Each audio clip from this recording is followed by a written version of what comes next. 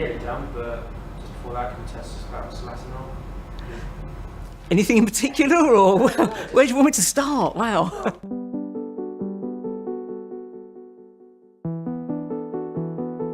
Making a formulation or developing a formulation is a mixture of different components, we call them co-formulants, that we combine with the active substance that gives the product all of the right properties that we need.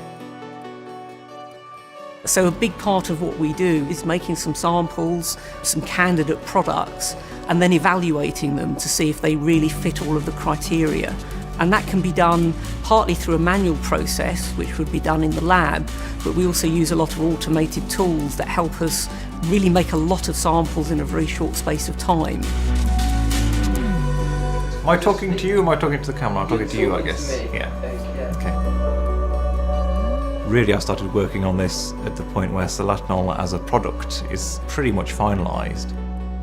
The work I've done on SOLATENOL has involved a lot of electron microscopy and specifically scanning electron microscopy to illustrate to people the effects that the product has, because a lot of what it's doing is really hard to see because you're dealing with microscopic diseases, and hopefully if the product is used properly it's stopping the disease before it causes any damage. So it's actually controlling the disease before you can tell it's there by eye.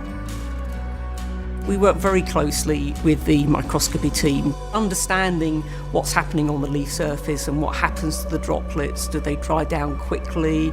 So all of those things are important. Because of the range of different diseases that SOLATENOL can be used to protect crops against, I do look at quite a range of different diseases in order to show that. So we've looked at the brown rust in wheat, we've looked at septoria in wheat, which are two of the most important cereal crop diseases in Europe. And we've seen in all cases how well it works against those diseases.